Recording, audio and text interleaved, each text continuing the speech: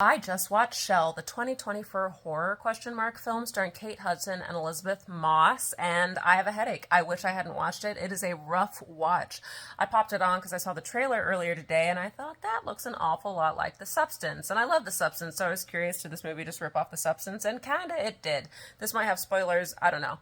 But so basically both movies follow women who are late in their Hollywood careers, and the industry is telling them that now that they're aging, they're ugly and useless, and both women decide to go undergo mystery medical procedures from ominous companies that promise results of everlasting youth and vitality. Everything starts out great for them, but then in time it turns out that this wasn't all that it seems, and let the body horror ensue.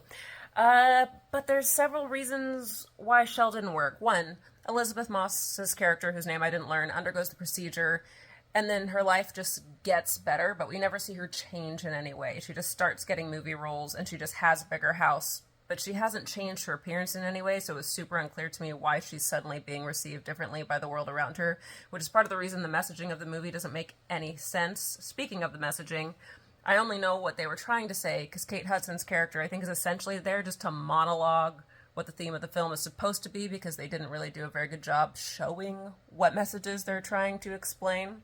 And the plot doesn't make that much sense, and it's sort of abstract. In The Substance, that abstraction works really well because the message of the movie is so clear, so it's clear that we're watching more of like a morality tale, and we don't need to get bogged down in the details of the plot. But Shell's messaging is super unclear, so it would have been nice if the plot made sense as well. The tone of Shell is all over the place. They're trying to make it set in no specific time because some of the elements are very futuristic, some of it's very retro, but the tone's all over the place. The music's all over the place. Pretty much every scene, the tone of the music is changing. Sometimes it's 80s, sometimes it's pop, sometimes it's horror, sometimes it's straight up cartoonish.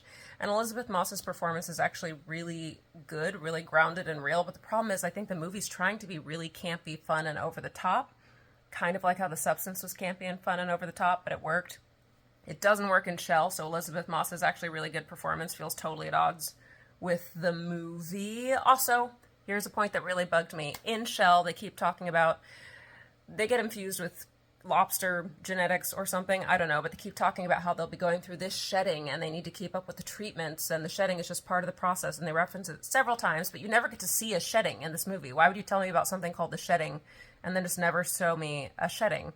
And even though they keep telling her, like, be consistent with your treatments, you have to keep doing the treatments, they never show a treatment, and I don't know what the treatments are. So anyway, did you see Shell? Would you see Shell? If you're thinking about watching it, don't. But if you did see it, tell me what you thought. I'm gonna go try to fix my headache. Okay, bye.